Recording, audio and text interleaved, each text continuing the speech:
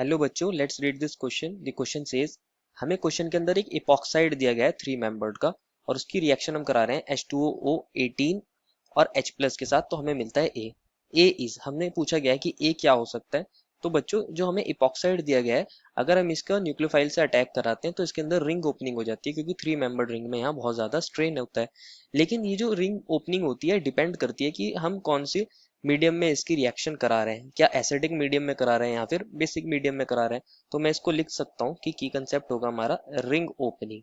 किसकी ring opening हो रही है? इपॉक्साइड की, तो इपॉक्साइड्स। लेकिन एसिडिक मीडियम में हमें दे रखा है H प्लस, तो एसिडिक मीडियम में इसकी रिंग ओपनिंग हो रही है इन एसिडिक मीडियम। दोनों मीडियम्स में हमारी रिंग ओपनिंग का मेथड थोड़ा अलग होता है। हम इसको देख सकते हैं कैसे होगी रिंग ओपनिंग। हमें दिया है एक 3 मेंबर्ड का इपॉक्साइड, जिसको मैं दोबारा से यहाँ लिख लेता हूँ CH3, और ये C है और इस पर एक और CH3 है। ये हमारा CH2 है और ये ऑक्सीजन से दोनों कनेक्टेड है। हमें मिला है H2O18, दैट इज ऑक्सीजन कौन सा है, आइसोटोपिक है, और H प्लस। तो मैं फर्स्ट ऑफ ऑल H2O18 यहाँ लिख देता हूँ और H प्लस लिख देता हूँ, क्योंकि हमारे पास यहाँ ऑक्सीजन प्रेजेंट है। तो ऑक्सीजन एज अ न्यूक्लियोफाइल काम करेगा और इस H प्लस पर अटैक करेगा। तो हमें मिलेगा CH3 और ये C और ये CH3 और ये अगेन CH2। ये हमारा ऑक्सीजन है और इससे कौन अटैच हो गया? H। और ऑक्सीजन ने क्योंकि इलेक्ट्रॉन डोनेट करे थे तो उसके ऊपर कौन सा चार्ज आ गया? Positive charge. अब जो हमारा वाटर मॉलिक्यूल हमें मिला है वो क्या काम करेगा? एज अ न्यूक्लियोफाइल काम करेगा। ये H2O18 है, ऑक्सीजन के पास यहाँ लोन पेयर है, तो ये क्या काम करेगा? एज अ न्यूक्लियोफाइल काम करेगा। ये कार्बन पर अटैक करेगा। ये बच्चों उस कार्बन पर अटैक करता है एसिडिक मीडियम में जहां पर हमारा more stable carbocation like स्पीसी form हो सकता है।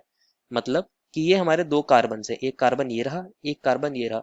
अगर ये वाला कार्बन जिसको मैं C1 लिख लेता हूँ और ये वाला कार्बन जिसको मैं C2 लिख लेता हूँ, अगर C1 पे कार्बोकेटायन बनता तो कौन सा बनेगा? वो एक काइंड का टर्शियरी कार्बोकेटायन फॉर्म होता है। लेकिन अगर यही मैं बात करूं इस वाले C2 की, तो यहाँ प्राइमरी कार्बोकेटायन बनता।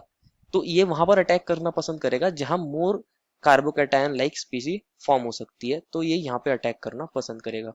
और जब ये यहाँ पे अटैक करेगा तो ये वाला सिग्मा बॉन्ड यहाँ शिफ्ट हो जाएगा।